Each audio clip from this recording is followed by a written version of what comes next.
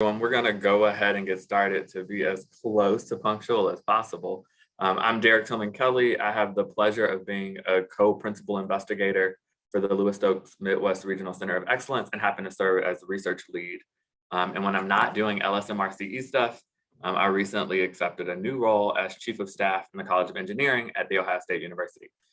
So trying to be busy and not busy all at the same time.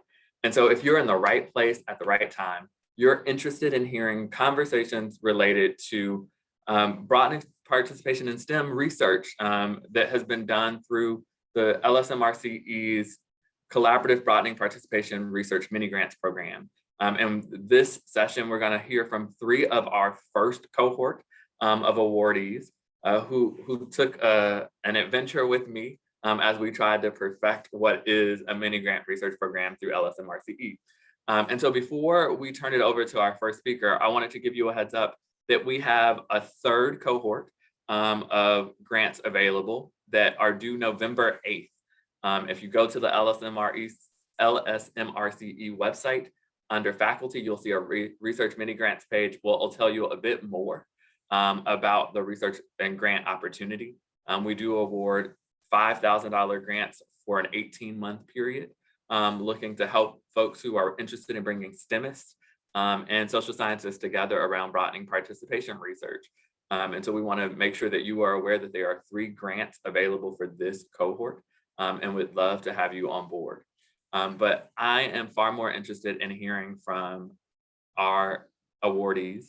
And so first up, we're going to turn it over to Mindy Campoldi from Valparaiso University, who will have our first talk. And so Mindy, I will stop talking so that you can talk and take your time. All right, thank you, Derek. Let me do a screen share.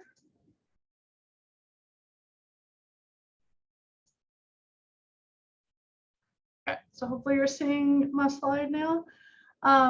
Yeah, thanks for this opportunity to share about my project, which is on college students' basic needs. So I'll start with just kind of this gives you a bit of an outline of the project. I had a goal of looking into the basic needs, food and housing insecurities, and the work-family responsibilities of STEM and non-STEM students. And this was going to be done through a survey using based on ones in the literature related to food and housing insecurity, and with a focus on institutions in the Midwest, private liberal arts institutions, because it seemed like there was a gap in our knowledge about the basic needs of students in such schools. And I also had seen nothing where people compared STEM and non-STEM students, specifically looking at food and housing insecurities. So that's kind of the overview, and then I'll go all the way through this, starting with the background. So in case you're not sure what food and housing insecurities mean, food insecurities refer to limited or uncertain availability of nutritionally adequate and safe food. So it doesn't necessarily mean that someone is starving or always hungry. They could have food and it's not necessarily healthy food. They might not have enough food. They might be worried about having enough food. It could be anything along those lines that lead to food insecurity. And there are some known risk factors like poverty, of course, living in a food desert, low educational attainment, substance abuse, mental and physical disabilities. All of these can be risk factors for food insecurities, and probably also housing insecurities, although I don't have that specific citation. So housing insecurities, again, doesn't necessarily mean homelessness, but it could be ranging from worry about or the inability to pay rent, mortgage, utilities, all the way up to homelessness. So it could also be someone's had to couch surf for a while, or maybe they've had to move a bunch of times because of financial difficulties or unsafe conditions. Any of those could lead to someone having housing insecurity. Now, with respect to college students, these are definitely problems, and the GAO in 2018 found that food and housing insecurities prohibit credential attainment. They just really hinder the entire college experience for students. And housing insecurity in particular and homelessness have a strong statistically significant relationship with retention and completion rates. basic need insecurities, as you might expect, are associated with some other problems like depression, stress, or physical health. One thing that surprised me when I first got involved with this work was that college students do seem to have higher rates of food insecurity than the general population. In 2016, in the general population of US households, about 12.3% were found to have food insecurity. So this is just food, not food and housing. So 12.3% equates to about 41.2 million people. Now, here I'm going to give you some of the percentages for college students. And this is a subsample of literature about food and housing insecurities. I think there's a lot more out there about food insecurity. I haven't found nearly as much related to housing. So you'll notice the first three here are just about food insecurity and are relatively recent papers. So there was one study at the University of Illinois, Urbana-Champaign, 20% of students food insecure in the previous 30 days. Pretty similarly, at a small Appalachian university, this one was looking particularly at first-year students. That was the gap that they saw in the literature, 21.5% food insecure. A somewhat larger study looking at 8 universities, again, just for first-year students here, showed 19% food insecure, a little bit higher at risk of food insecurity.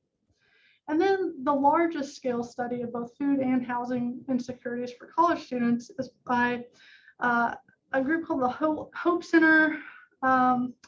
There's more to that title, but I think they shorten it to mostly the Hope Center. Sarah Golder-Grab is the one of the leads on this. And this is actually what inspired my interest in the project. Before COVID and the before times, I went to a conference and she was giving the plenary talk about this issue, and it just kind of blew my mind. It was so not on my radar about college students having food or housing insecurities, and the results that they found just kind of shocked me. So this, from 123 colleges in the US, this was in 2019, the publication this came from.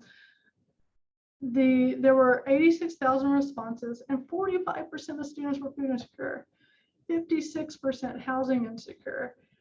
Now, they surveyed a wide variety of institutions. However, only 7% of those were private nonprofit schools.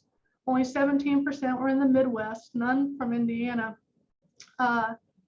And most of the schools were lower cost. Only 12 of the colleges had tuitions and fees or more than $10,000. And so you'll notice the 45% here, 56% are more than what we were seeing in those first three citations above. And that's because it is known, or the rates of basic needs are higher for two-year institutions. They're certainly higher for marginalized students.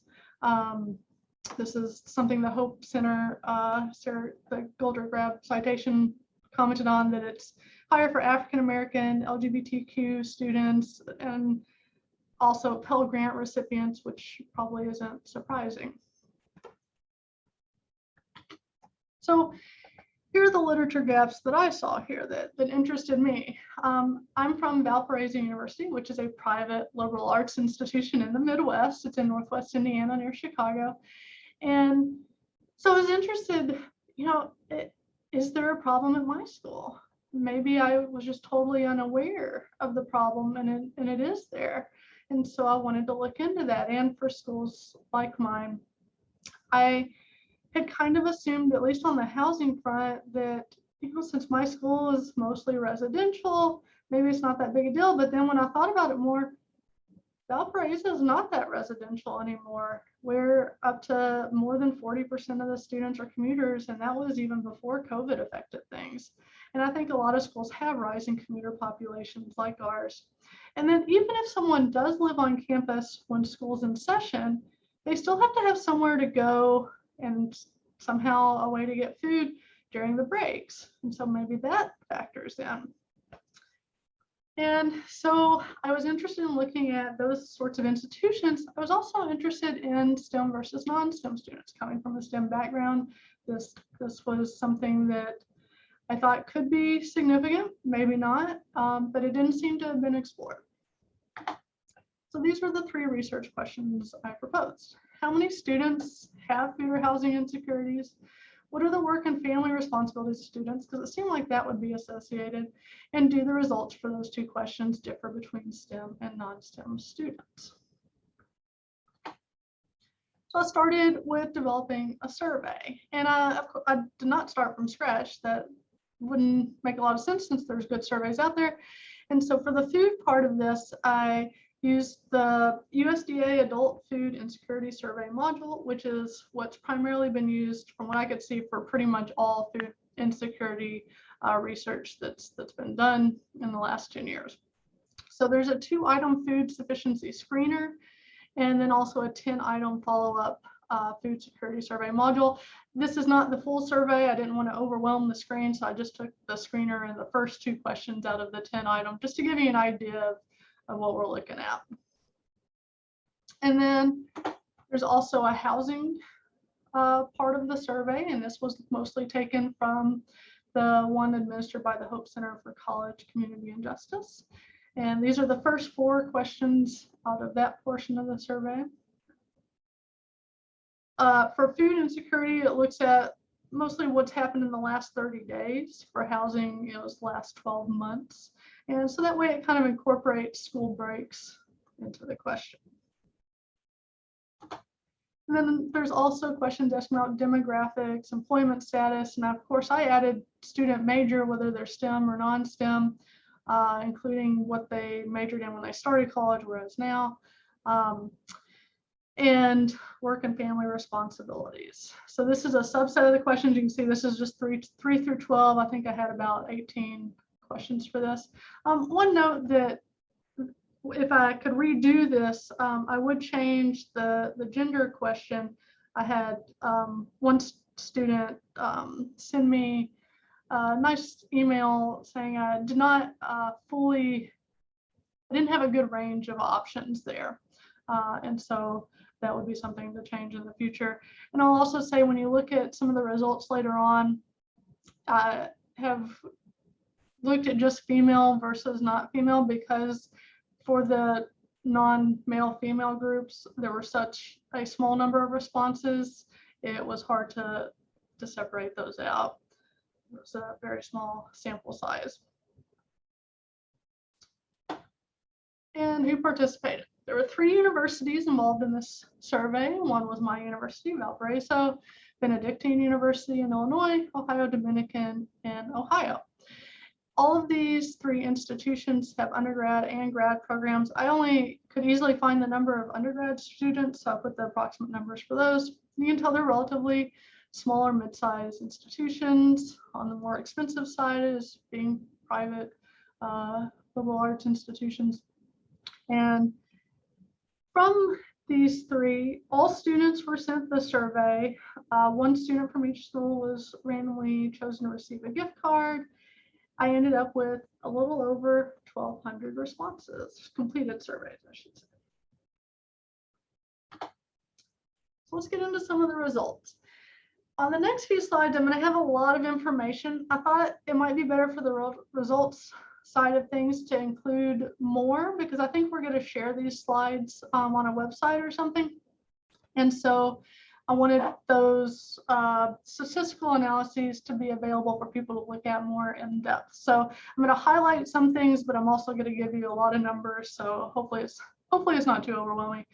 We're going to start with the comparison of STEM and non-STEM students, looking at food first, then housing, and then I'll go through some of the characteristic differences like demographics. And the statistics that were done on this, and I should note that this was with the help of a colleague, Tiffany Kolba, one of our statisticians at Valpo. She did a chi-square test of independence with Yates continuity correction. And so all the p-values that'll be in the last column are associated with that. And I'm going to jump to kind of the big conclusion, or I don't know about big conclusion, but some of the big conclusions. What we found was 23% of students experienced 1 or 2 aspects of food insecurity. Now, if you remember from the first few recent studies that I included in background, that's more or less in line with what they saw, around 20 to 25%. So it seems like what I found matches what previous results were finding from recent studies. 25% of students experienced one or two aspects of housing insecurity, 14% experienced 3 or more.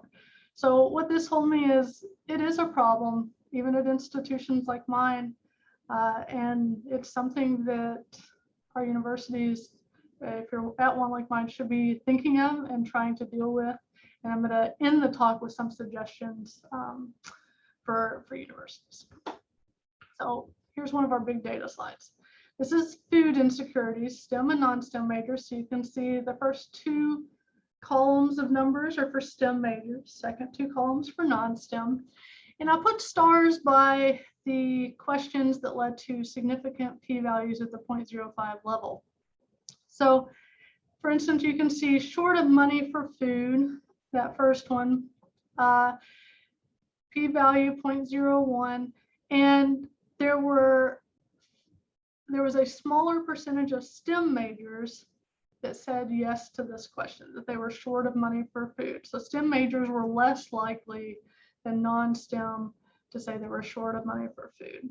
Similarly, STEM majors were less likely than non-STEM to say that the food bot didn't last, less likely to have cut or skipped meals, and slightly less likely to have ate less than they should.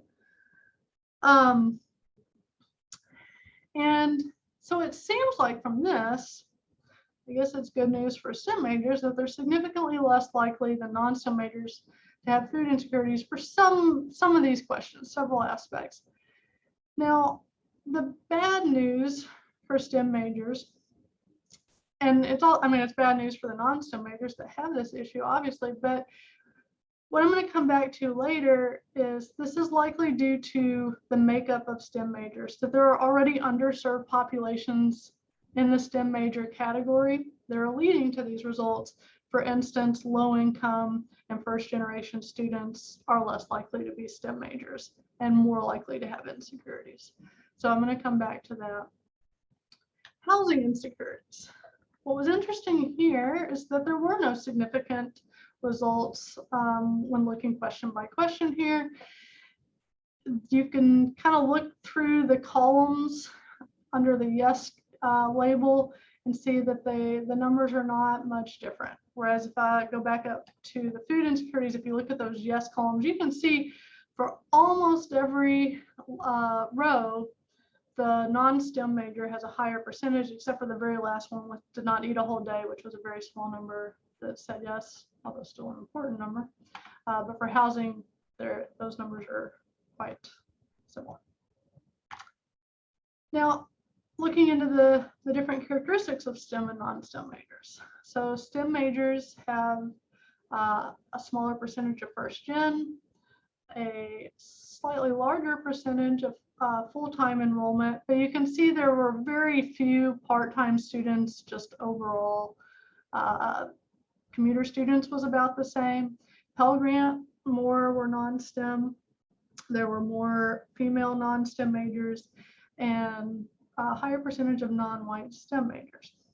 Now, I'm going to also get into a regression analysis, but I'll go ahead and say here, it seems like the food insecurity differences are probably not directly tied to their major, but it's really going to come down to more of this, low income status and probably family responsibilities, which is going to be a significant predictor.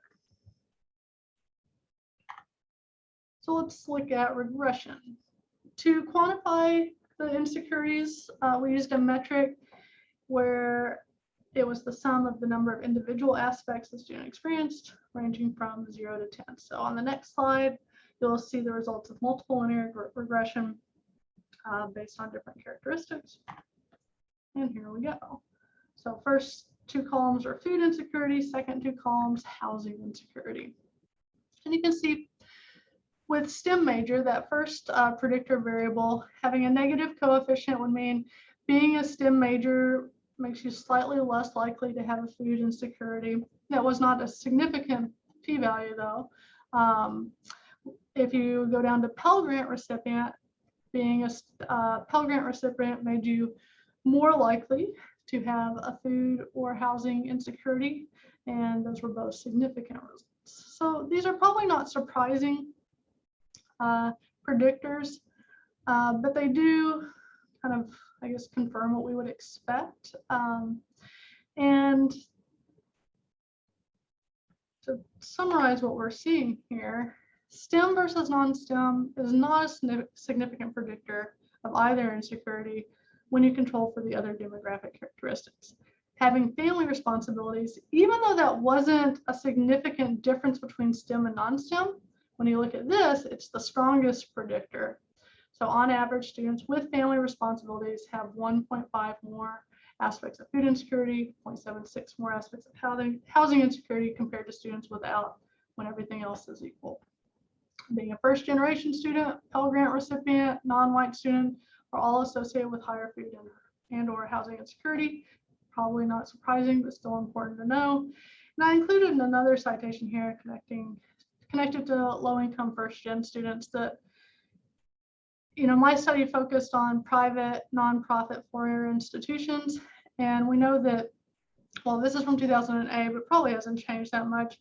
43% of low-income first-gen students earned bachelor's degrees in 6 years compared to 80% of their peers. So this is, it's something to keep an eye on and think about. So what we're seeing is there are problems of food and housing insecurities, even at private liberal arts institutions in the Midwest. We need to know about this, we need to recognize it, and we need to try to address the problem. And so there's a need for campus and community-based interventions like these. Elzine et al. Suggest some things like more work study opportunities. Some studies have asked students with insecurities, what do they want? And they said more work study opportunities. Maybe providing meal plan subsidies, expanding outreach of SNAP. I think saw 57% of students at risk of food insecurity who are eligible for SNAP did not collect those benefits, 57%. So that is something that could definitely help if they just know about it and use that resource that's available. It could help. Providing financial and food literacy training. And then from the Hope Center, Golder Grab, you can see the suggestion of having a director of student wellness and basic needs. And I know institutions are struggling right now with kind of administrator overload, where there's a lot of need for different administrators. It seems like more and more. And so maybe it's not feasible for a smaller school to add a separate position for this. But if at least someone in administration or student life or something has it on their radar, it could definitely help.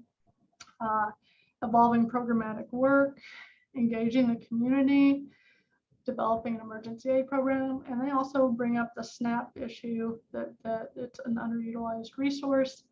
One of the things that my university has done, this was started right around the time my project started, but it was separate, is the Student Senate started a committee looking into the food insecurity on our campus. So this was before I did the survey, and they're looking at ways to now address the issue and trying to partner with maybe a nearby food pantry, that kind of thing.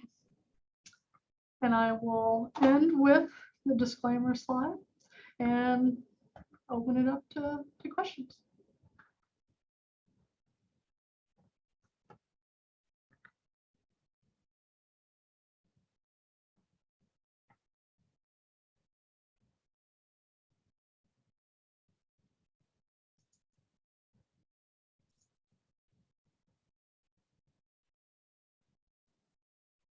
Any questions for Mindy?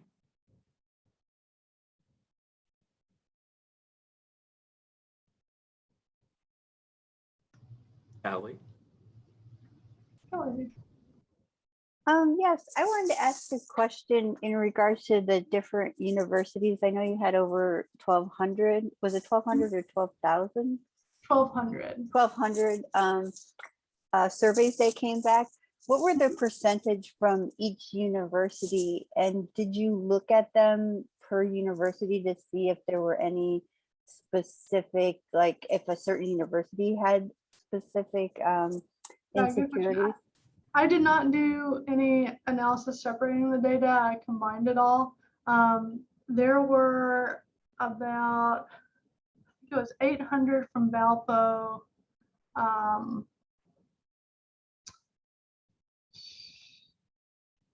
300 from Benedictine, I think, and 100 from Ohio Dominican. I might have those two switched. So it was not an equal. Valpo had the most, not an equal representation, but also the size of the student bodies, you know, were different for the different institutions, with Valparaiso having the larger student body.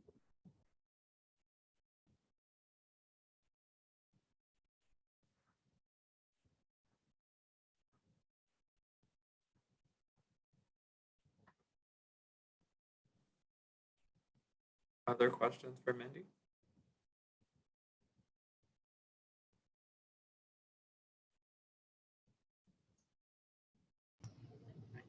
Mindy.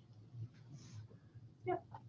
This is Cindy Lee. I was wondering, would you be willing to share your instrument, your survey, if someone was interested in deploying it through their network? Oh yeah, sure. I have it as a PDF document, or I could share a, I administer the survey as just a Google form, so I could also share that. Okay, great. Thank you.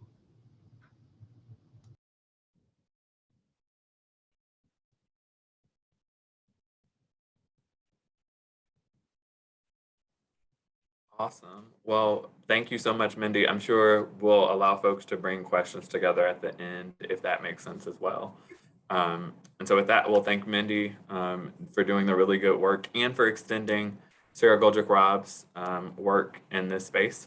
And so glad to see it, and glad to have the question asked about the differentiating factors between STEM and non-STEM students, and potentially calling to R4, the reminder that sometimes the best way to understand this is not just looking at housing and food insecurity, but also recognizing that there might be some demographic differences between our STEM and non-STEM students, which tells us something else about broadening participation.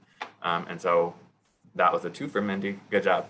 And so next, I'm going to invite to the screen 2 colleagues who have worked on barriers for choosing a STEM education and career. And so with that, Resmi and Chris, I'll turn it over to you.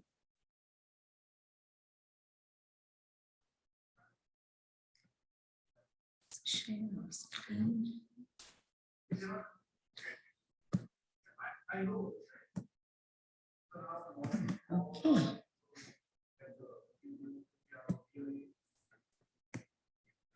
Hi, everyone. This is Rashmi Krishnan and my colleague, Dr. Hughes. We are from Bowling Green State University, and our study is on determining the barriers to choosing a STEM education and career. We are looking both the perspectives of students and teachers in this study. So let's get into the details of our study. The motivation and the reason we wanted to look into this is we both are faculties in the Department of Engineering Technology program. I myself teach in the Mechatronics Engineering Technology, and I also teach in the Electronics and Computer Engineering Technology. And Dr. Hughes teaches in the Quality Systems class major. So we always notice that the female enrollment in our classes are always very low, around 15 to 18% every year. And we wanted to see what are the reasons behind this low enrollment. So that was the real motivation factor for us to look into the details of this study. So when we look at it, we can see that this is enrollment is much lower than the national average. We are in the Northwest Ohio region, and there are a lot of engineering technology related jobs in the area with automobile industry and manufacturing industry. So even with that job perspective, we wanted to see the reason why there are less female enrollment.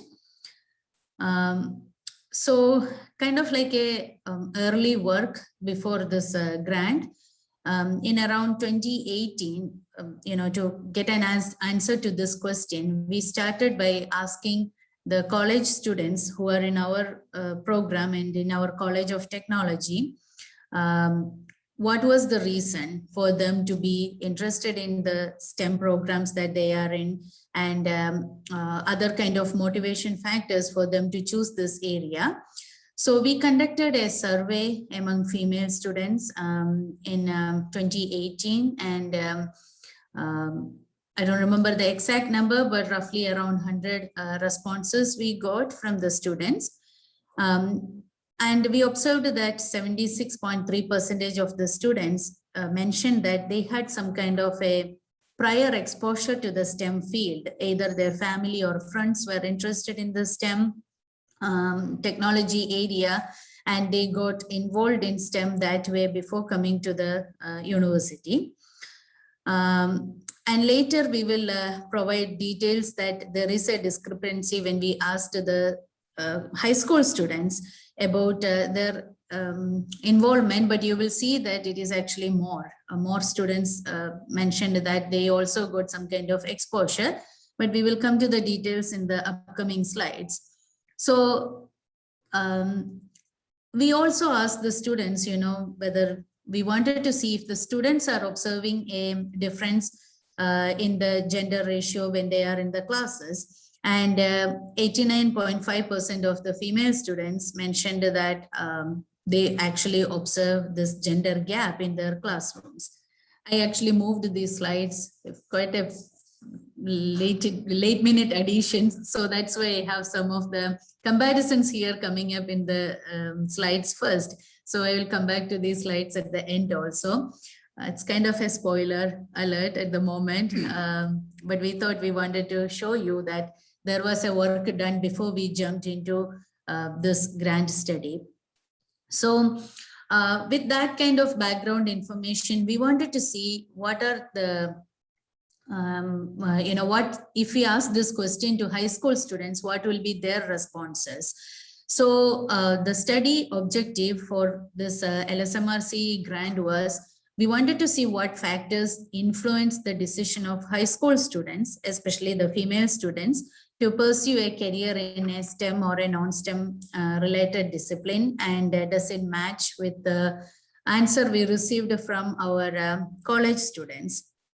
And also another area we wanted to see was, get our opinion, was to see the thoughts of the STEM teachers. What do they think about the reasons that influence the students to pursue a STEM major versus a non-STEM major? So this was the objective of the current study. We wanted to conduct the study in a two-phase scenario, and the first phase was to ask the high school students about their opinion. So to do that, we conducted a survey study, and BGSU feeder school students were the targeted survey students for this. We wanted to capture the students' perceptions regarding why they choose the STEM versus non-STEM major, and also wanted to see whether they observe gender ratio differences in their classrooms. And the phase 2 of the study was conducting interviews with the high school STEM teachers, and wanted to see their observations and opinions regarding why students, especially the female students, seek STEM versus non-STEM major when they move from high school to college. So next few slides are going to show the details of the phase 1 study, that is the survey details. So we surveyed around 69 high school students from 8 different BGSU feeder schools. And there was a Women in Technology Day organized as part of the International Women's Day in 2020 in March 6th, hosted in BGSU. We were really lucky. If you look at the date, that was literally a week before the COVID-19 shutdown, and we were able to get the students in at that time, not knowing the pandemic was going to happen. So this gave us an opportunity to survey 69 students and got their responses just few days before the pandemic affected all of us. So this survey goal was capturing the thoughts and perceptions of high school students regarding their decision, and if there is any lack of interest for them to pursue the STEM study. So the next few slides are going to show you the details of the survey results that we collected during that particular event. So the main thing we want to present is when we asked them whether they are interested in STEM, the following responses was observed. Most of the students were like you can see a almost equal ratio there. Some students are undecided, some students are not interested, and other half showed that they are interested and either interested or highly interested in the STEM career.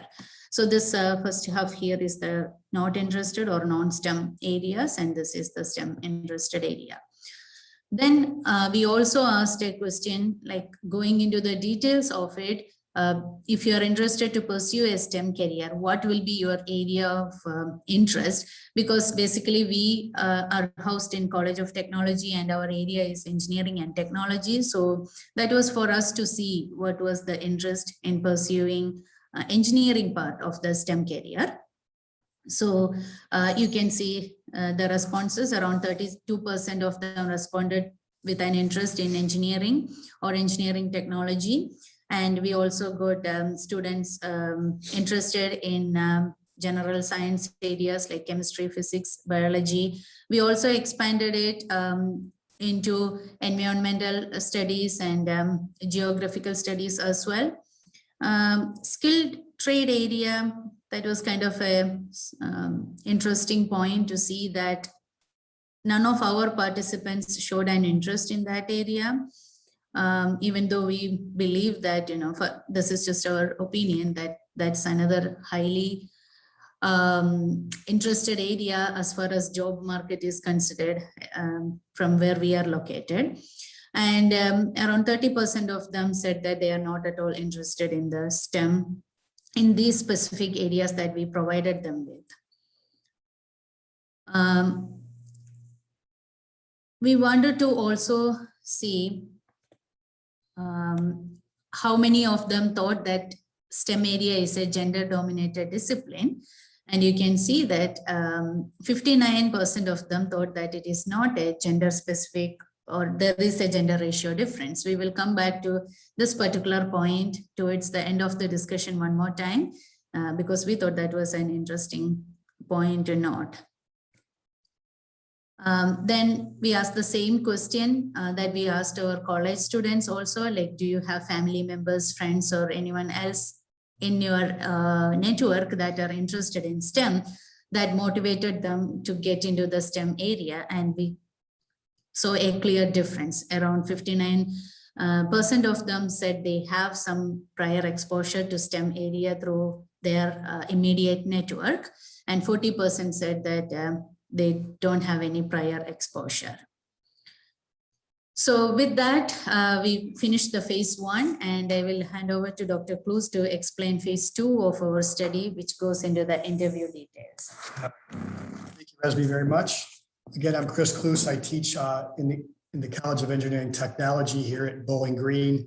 Prior to coming to BG, I actually worked in a pretty much STEM career in the automotive industry, where I was a quality and engineering manager. And so this is kind of near and dear to my heart. We always had a tough time hiring a diverse workforce in STEM. So kind of part of my interest in the study.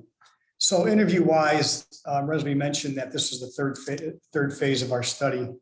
And initially we've got pretty good interest from teachers, but ultimately we just ended up with 6. And we don't know if that's from the COVID going on. The other factor may have been that we conducted this in the summer.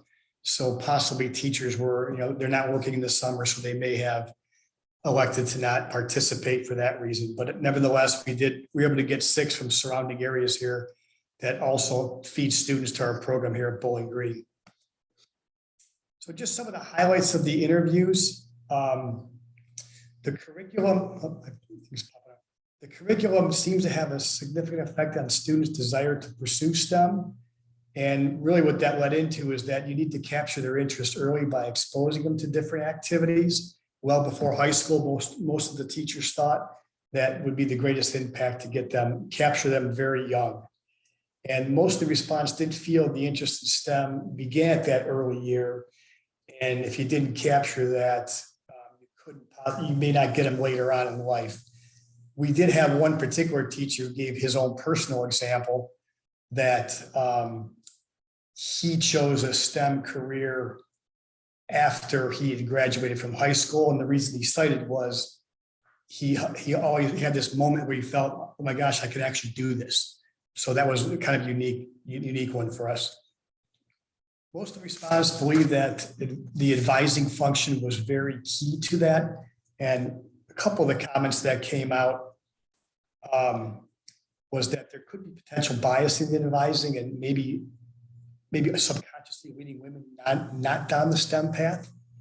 And a good chunk of half the respondents preferred, there was not really a gender divide.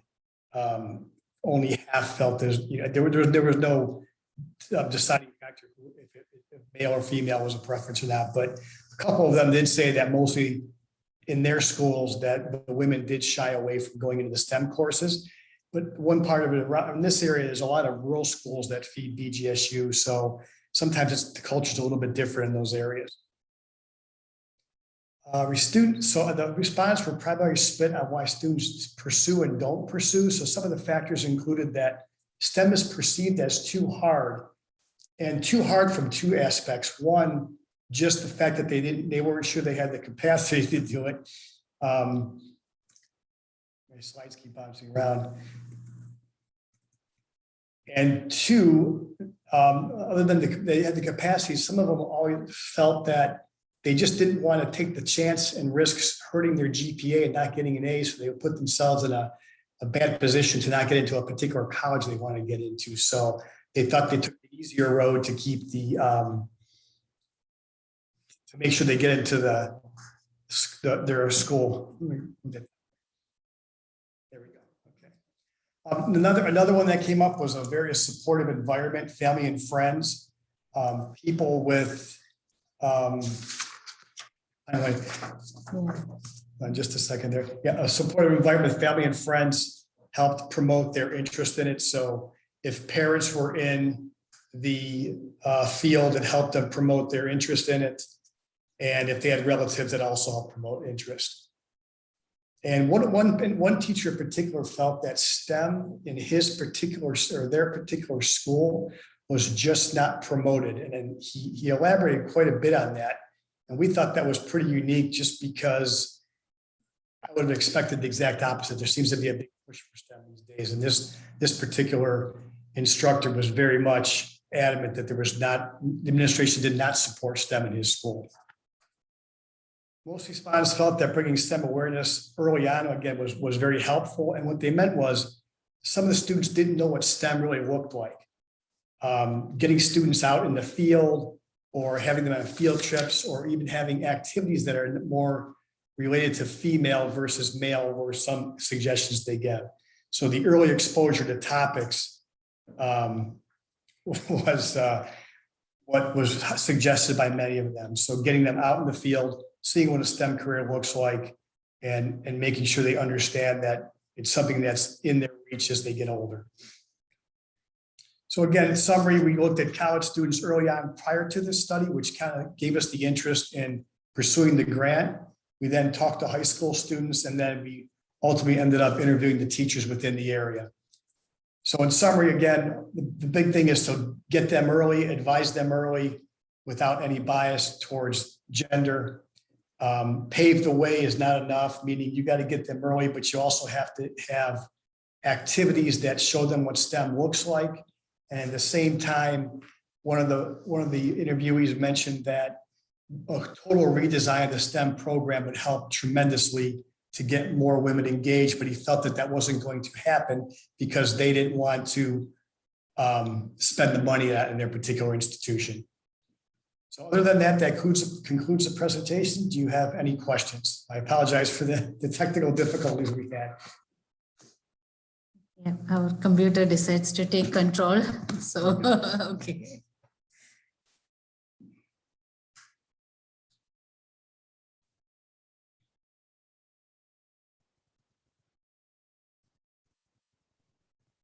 What questions do you have for our Bowling Green State colleagues? I'm sorry, what was it again? If they have any questions for us. Ah, yeah, sorry.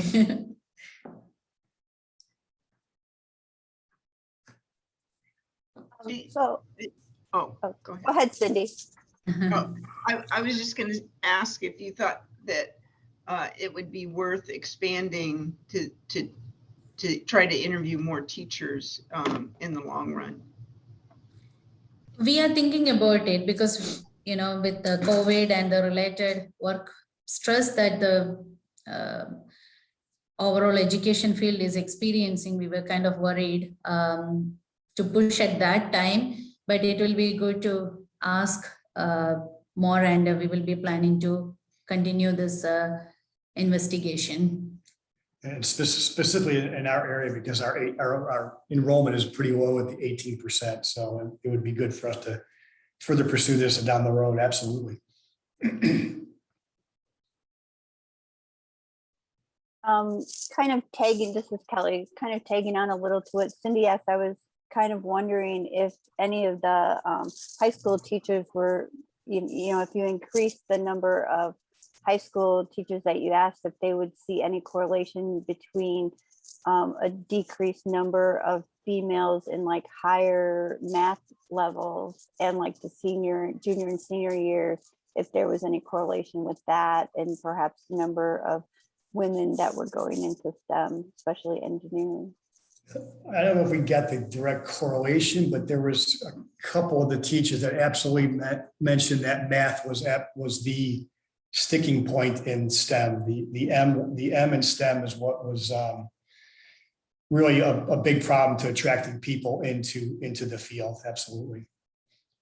Yeah, this is where they mentioned, you know, the GPA issue, like some students try to avoid that area just to make sure they have good GPA to proceed to college. So, but this was like 1 or 2 teachers out of the 6 who gave their response.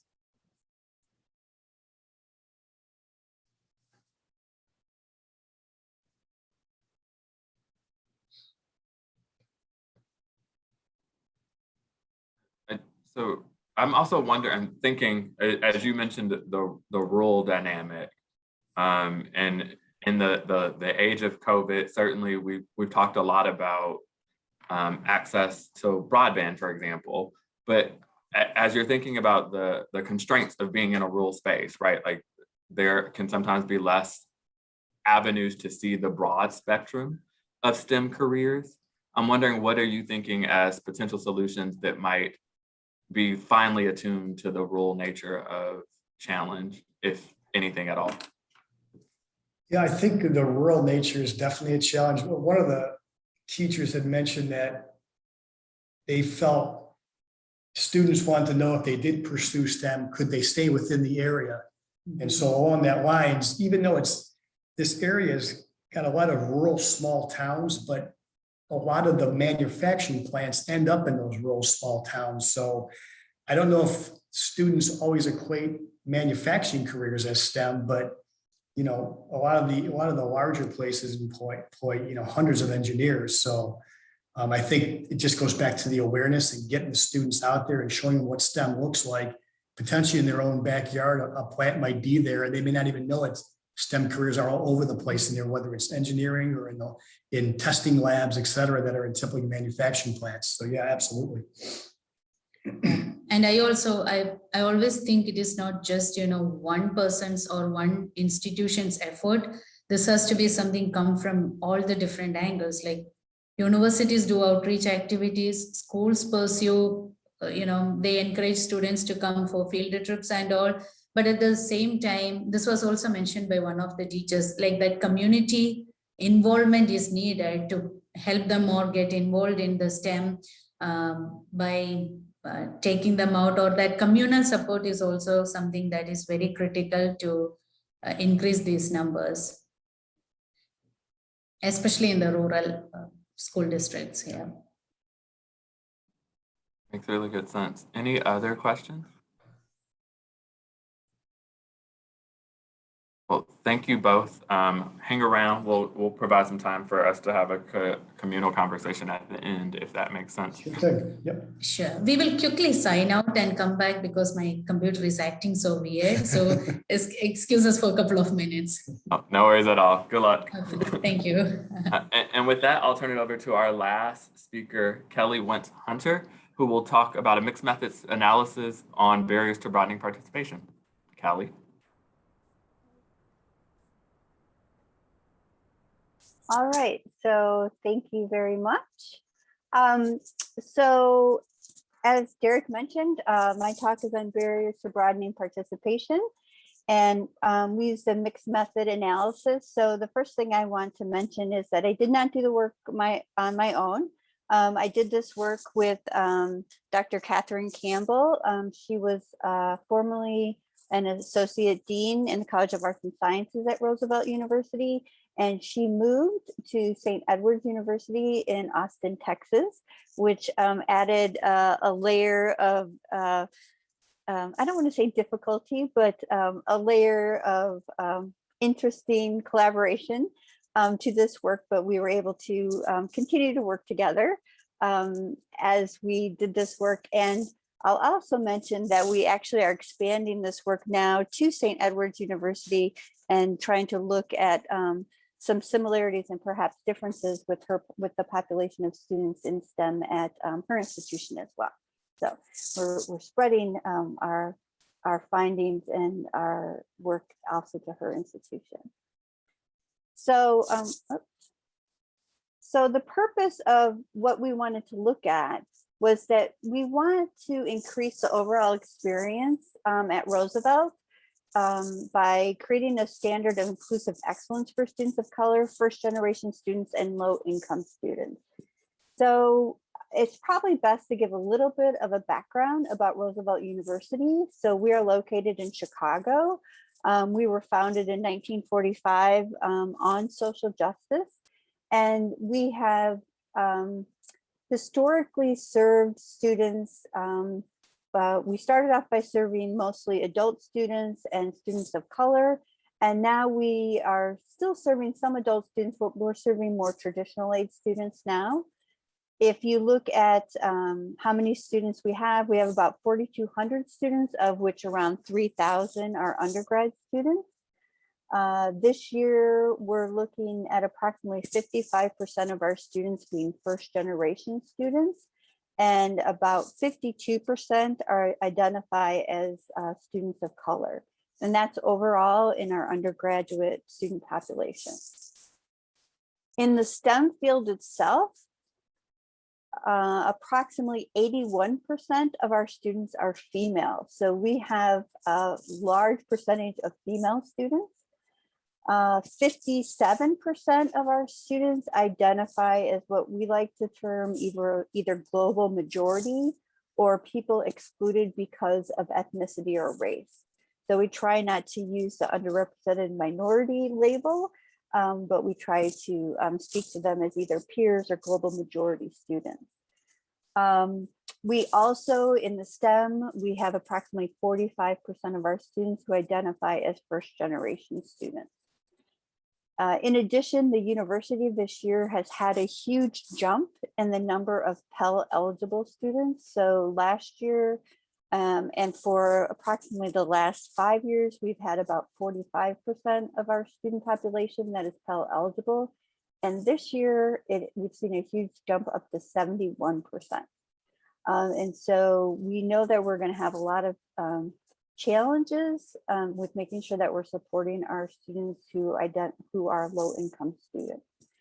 And so that's kind of the population that we have both at the university and in STEM. All right. And so in the research that we're doing, we know from a lot of literature that students who have lower academic engagement and lower participation also have a lower sense of belonging. And they are going to have a lower identity in science and in STEM. And that those students are going to struggle more in their classes. They are going to struggle in achievement, and they just do not have good experiences in STEM.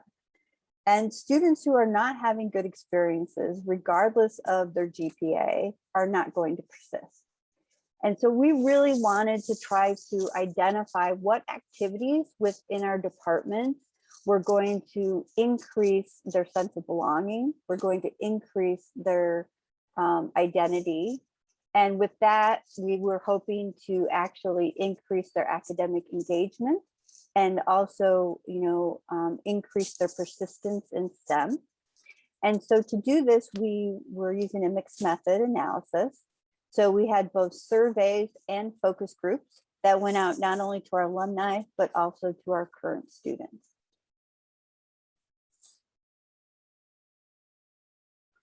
So one of the first things we did was to try to evaluate what activities we felt were those activities that were deemed to increase engagement and also to increase a sense of belonging.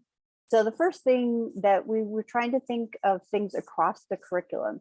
So not just things that might happen towards the end of their academic careers, but things that might be happening throughout their academic career. Some might only happen at the beginning, others might happen towards the end.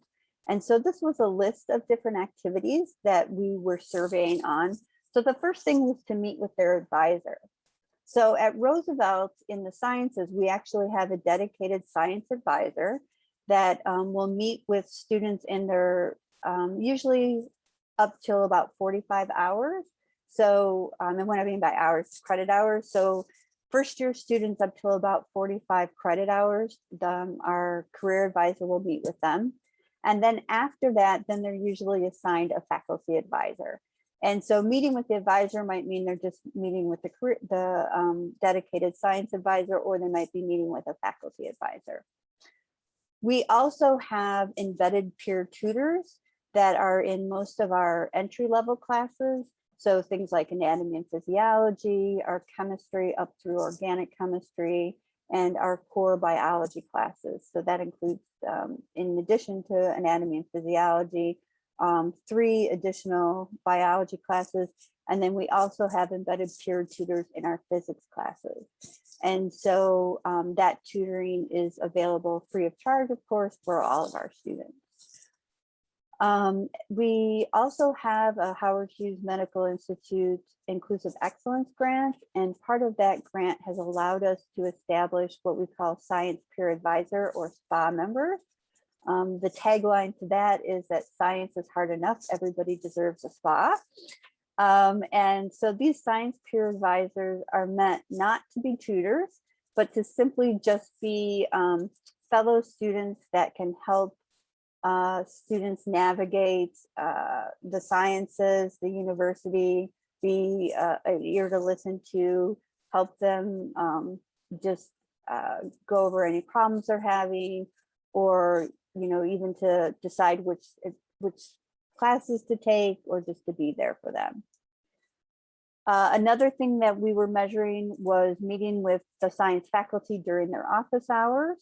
We find that a lot of students, even though they know about the office hours, they tend not to actually want to meet with the faculty, that they feel somehow they're not comfortable with that, or that that's going to out them, that they're having difficulty and is going to label them as somebody who perhaps is not up to par or is not smart enough.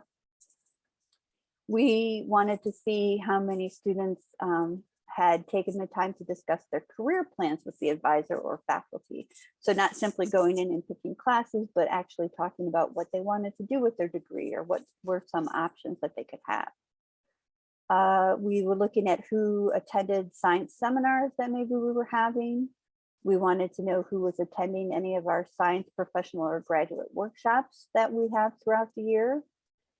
We also wanted to know who not only participated in independent research, but even those that just asked about it. Because sometimes students will ask about it, but then find out that perhaps it's not the right fit for them, that they can't find a faculty member that they want to work with, or the hours that are necessary is not going to fit with their schedule, or it's not really what they thought it was going to be. So even if they just inquired about it, we wanted to know. We asked about who was volunteering in either a science or healthcare related field outside of the university. And then also those that actively sought or even were able to obtain an internship in a science or healthcare field. We know a lot of our students are interested in internships, but again, because we have a lot of low income students, when they find out that these internships aren't paid, many times they can't actually pursue them because they have other responsibilities. And so even if they were looking for them or asking about them, we wanted that information. As other people were mentioning, these grants coincided with COVID. And so I think that made a lot of outreach difficult. It certainly slowed down the process of getting IRB approval, but we did send out alumni surveys to over 300 of our alumni. And these alumni were from 2011 to 2017. And we only had about 33 of these surveys returned. So we had just over 10% of our surveys returned. From these surveys, 47% of them came from alumni that entered as students as first years or freshmen, and 53% of them were from transfer students. So almost half and half came from students that spent their whole academic careers at Roosevelt, and about half were students that transferred in either from other universities or from community colleges. So those students may have only spent 2 or 3 years at Roosevelt in comparison to their whole academic career. What we learned from the alumni surveys, that was a majority of the students reported that they met with advisors or faculty. We would expect this because for them to be able to register for classes at Roosevelt, they have to meet with an advisor each semester. What we also saw was that a majority of them also said that not only when they were meeting with their advisors and faculty, that they also were talking about career plans. I think one thing that would have been more helpful looking back at the survey is if we talked about when they were actually, or we asked about when they were actually asking about career plans. Since this was alumni, just from my own experience and from my colleagues' experiences, we know they tend to ask about career plans in their last semester. So they might come to get their classes for the last semester and say, what am I going to do with this degree? Or what kind of job am I supposed to get? And so they might be answering that they met to talk about career plans, but it might simply be because they're asking that question, now what am I supposed to do with this degree? And it would be helpful to know when they're asking about career plans and how they're asking about them. We also had a majority that stated that they either attended office hours for their faculty, went to tutoring sessions, or also attended science seminars. And so it seems like the majority of the alumni say that they're doing some of these things, but these seem to be the task of activities that we would expect them to do, like going to the advisor, going to tutoring sessions or office hours. And when we looked at those surveys, about half of them said that they attended either a professional science or graduate workshop. And so that could simply be a one-off and something that maybe just was something they were interested in, or perhaps something they got extra credit to go to for a class. And about 50% participated in independent research or volunteered. And so the volunteering is many times something that's happening off campus that not necessarily is getting them more engaged with what's happening on campus and giving them a sense of belonging on campus, but might be giving them a sense of belonging in the career or in the field, depending on where they're volunteering. About 1/4 or 25% of the alumni did report that they completed an internship. Now, this is significant in the sense that completing an internship certainly would give them a sense of belonging in the profession or in science. So from just the survey, we can at least conclude that students were willing to seek assistance from the faculty and staff, especially about their courses, because they're coming to faculty and staff for advising, they're coming to them for office hours and hopefully for tutoring. But they don't seem to be as willing to seek information or help in activities related to career or academic enrichment. And so we weren't really seeing a lot of the alumni talking about attending activities that had more to do with career or academic enrichment than we saw just coming to faculty about courses. Now, another part of our analysis had to do with focus groups. And so of the 33 surveys that were turned in, we had a number of alumni that stated that they were very interested in participating in the focus groups. But when we tried to set up these focus groups, they either would not reply to the invitations to the focus groups, or they would reply and then they would fail to attend the scheduled groups. We were very hopeful that the focus groups would work because with COVID, all the focus groups were going to happen via Zoom, but that still didn't work out for us. So we actually only had, after multiple attempts, we actually only had one alumna who attended a focus group. So although this alumna spoke very positively about her experiences and her feelings of belonging, and she actually participated in a large number of extracurricular opportunities. Obviously, we can really draw no meaningful conclusions from a single participant's feedback.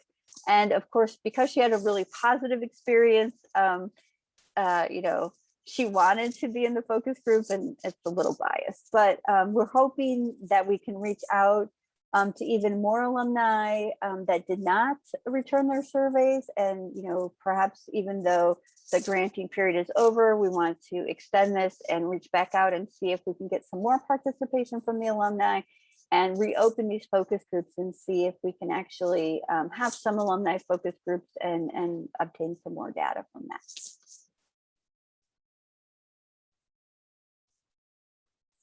Now, the student surveys, we sent this to 273 of our STEM students who were enrolled in the spring of 2021. And we had a little bit better return rate of this. So we had 87 students that returned the survey, and that's a 31% return rate.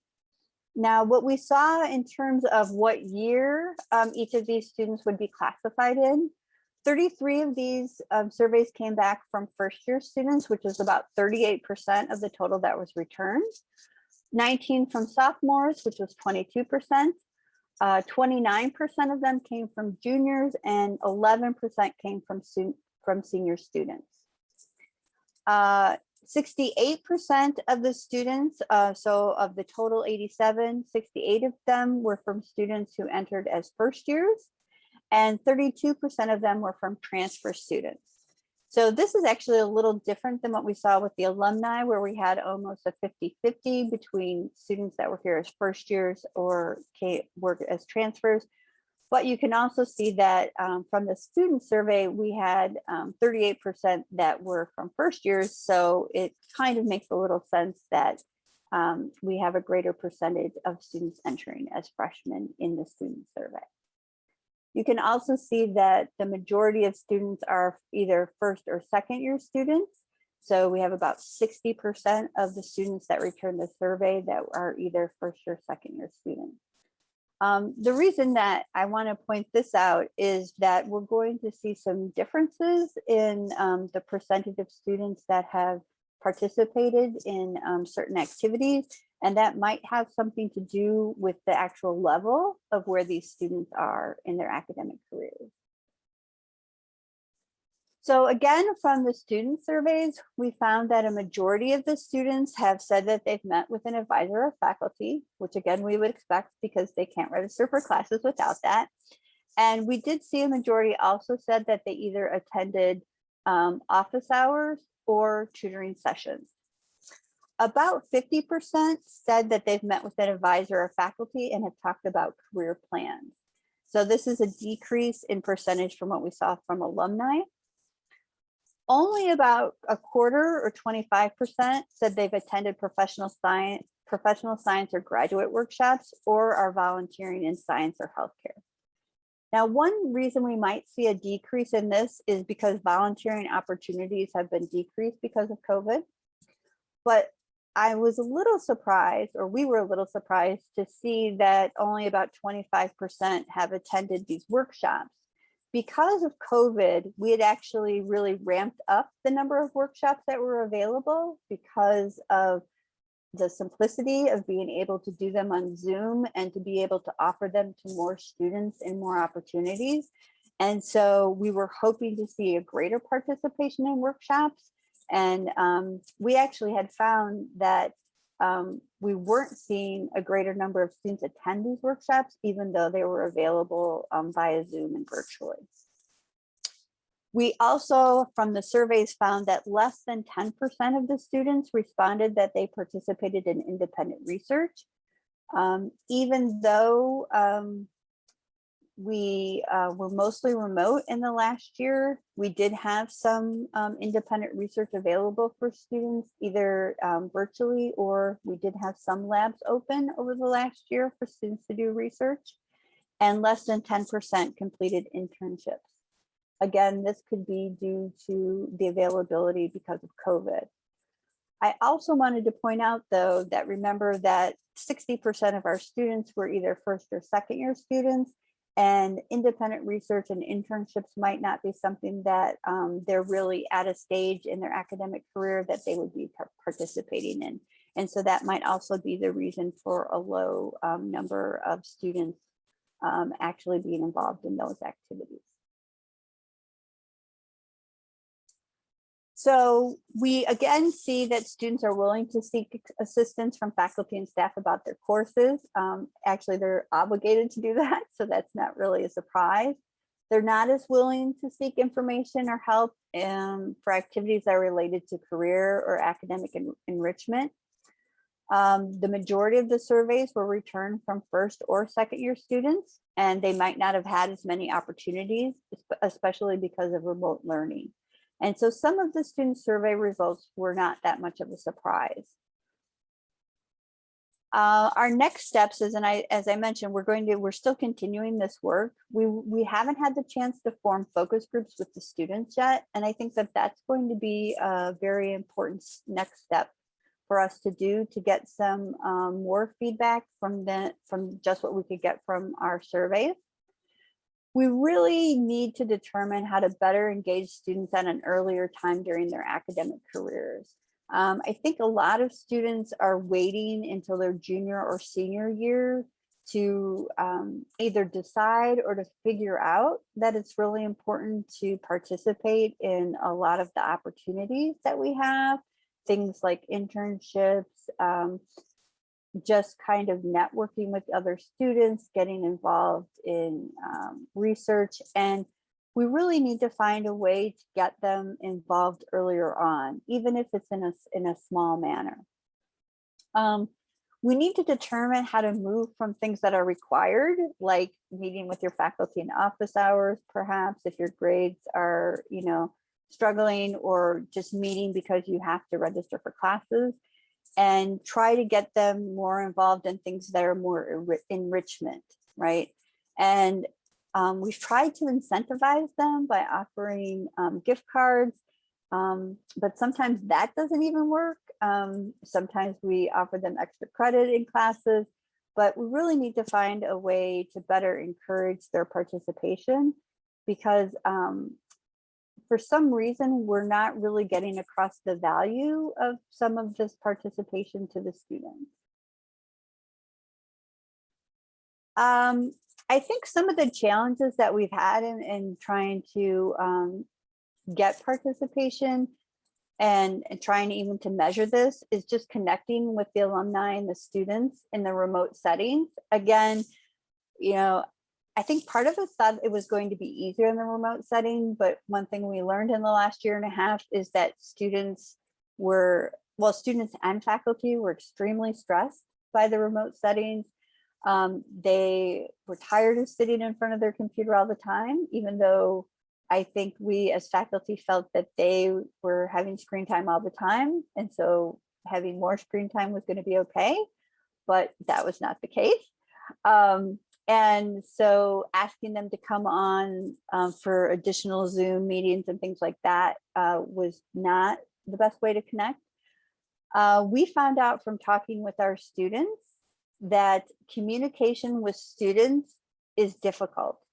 And many times students would tell us, well, I didn't know this was available, or I found out later that you had this session, or nobody told me that there was independent research happening at Roosevelt. And we'd be like, well, we send out emails. And they're like, well, I don't look at my emails. And we ask them, well, how do you want us to communicate with you? And they're like, well, text us. And then they'll say, well, we're getting too many texts. And so figuring out the best way to communicate with our students has been a little challenging.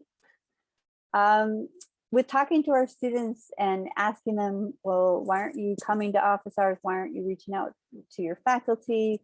Why are you not utilizing the peer tutoring or some of the other things? We hear a lot of explanations from our students that really feed into stereotype threat. The feeling like if I go to tutoring, then I'm going to out myself as not belonging here or not being smart, or I don't want to go to my faculty because then they're going to know I don't understand something. Whereas, of course, we view it as that, everybody should ask for help. And you don't necessarily go to tutoring because you don't understand. You go to tutoring to talk about science, or you come to your faculty to just talk about science. And so trying to overcome the perception of stereotype threat has been a very big challenge. And then, of course, as I mentioned previously, it's very challenging to get students to engage in opportunities early in their academic career versus waiting until their last year when they're starting to feel the pressure of trying to think about looking for a job or applying to graduate school, and trying to just accumulate as many experiences as they can in that last year, not thinking about wanting to have meaningful things, quality over quantity. And I guess in the end, I'll just thank Lewis Stokes Midwest Regional Center for Excellence for this grant and this opportunity. And I guess take any questions. Thanks so much, Kelly. So what questions do you all have for Kelly? This is Cindy again, Kelly. So are your students working while they're going to school? Could that be a problem, or the commute, the transport to and from school, about why they're not participating in extra things? Because it's just adding to that time crunch they're already under. Yes, Cindy, that's a really great point. So yes, a lot of our students, in fact, most of our students are working, and as we would say, they're working too much. And we do have a large commuter students. We have a lot of students that live in the Chicago area that are commuting, and also a lot of students that have responsibilities outside of school. So they're taking care of siblings. We saw that a lot during COVID, where they had responsibilities for helping their siblings with schoolwork, working to provide finances for the household because their parents lost their jobs because of COVID. And so they have responsibilities that we can't fathom. And so that makes it also very difficult for them to participate in some of the things. That's why we thought maybe the virtual participation would be easier, but it's still difficult for them to find the time.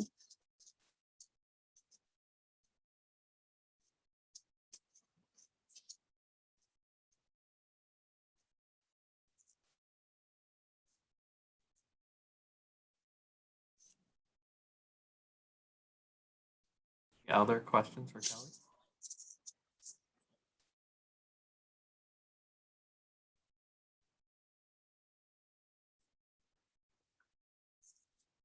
Thank you.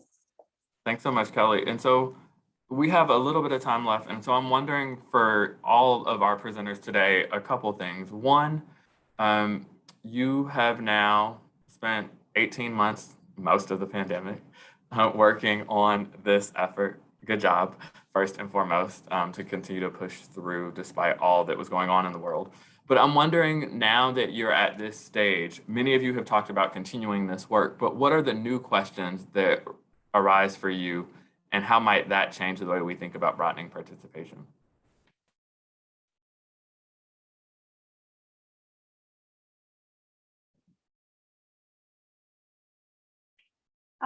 I guess for me, the new questions always go back to going to the students and asking them more of what their needs are and how we can better serve them. Because I think we thought we were serving them well. We thought that we were providing them with the things that we know will be helpful in their career, but they're obviously not serving them as best as we can. You know, when we would go to them and ask them, like, what are the things you need that you think are going to be helpful and are going to be supportive to them? And we thought they would come back and say things like, oh, we need more connections, more networking. The things they came back to us and said is, we need lockers. You know, we need a hangout space. And so that really like pinpointed a disconnect between what we thought they needed to build community and what they really needed. And so I think more listening is something that's really pointed out, and it's something that we're working on.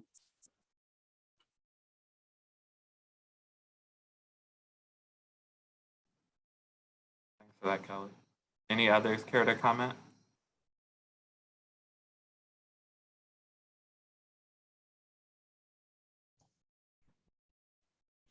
So my project was all centered around a survey, and if I had the time, I'd want to just really delve into the responses more and do a lot more analysis of them. But between COVID and starting a new position, that time's not there. That makes complete sense, Mindy. Any other questions from the group? I won't hold us beyond what is necessary, but would certainly want to give folks another opportunity to raise questions to any of the panelists at this point, if you so chose. I wanted to ask Mindy, I think you mentioned this at the end of yours. So are you guys working on putting together like a food pantry or anything? Because I know at Roosevelt, we have a food pantry. We actually have a system put together for emergency housing for our students. And we also have like where students can come and take like showers and get toiletries and stuff like that. And I just wondered if any of your, or anybody who's on here, if any of their universities have anything similar to that.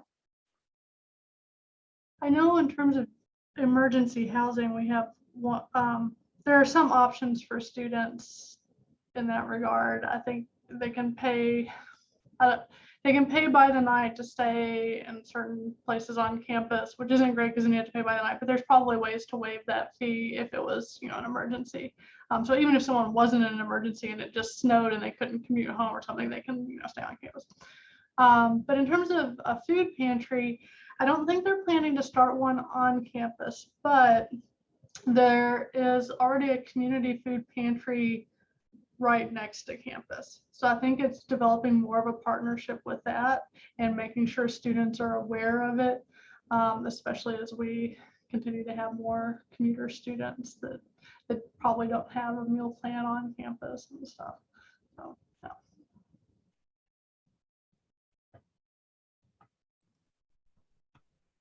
Clemson does have a food pantry, and in fact, it's right down the hall from my office. One thing I've talked to them, and they said that they have a disconnect between the donations and what the students want and need.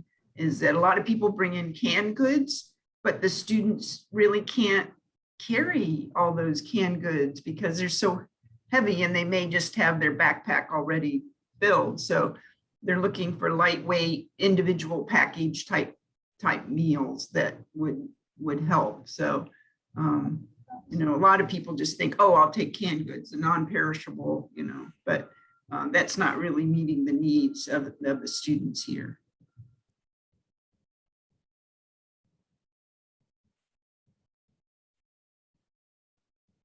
Awesome. Well, thanks everybody. Before you go, I want to do a couple of things. So first and foremost, I want to thanks again to the presenters, not only for sharing what they've learned in their studies over the last year and a half, but also for being the inaugural cohort of the mini grants program, sort of testing the program out with me. I appreciate you for your patience, your willingness to throw out ideas that could be funded in partnership with the National Science Foundation and the like. And so thank you, thank you, thank you. Second, I want to remind you that we are doing surveys differently this year. So there will be an overall conference survey, but we also want to get your feedback on this particular session. And so if you're in the Whova app at the moment, you can scroll down and you will see right before it talks about the subsessions, there is a link to a session survey. If you can fill that out, it'd be greatly appreciated. And that way, Dr. Tokes Fashola won't have to come find me because we got our folks to do the participation already. And then lastly, if you think you have a question that can be supported by the mini grants program, wondering what about your institution or neighboring institutions around broadening participation might be able to be solved or at least explored, I invite you to consider submitting a proposal. They're due November 8th. And I believe I just dropped the link in the chat. And that way you can see the full details, and we'd be happy to talk with you if you have questions about what makes a viable proposal, and then trying to get you some resources that were shared with us by the National Science Foundation. So again, thanks everyone. And the next session that you all have will start at 2 p.m. So thanks so much, and see you all soon.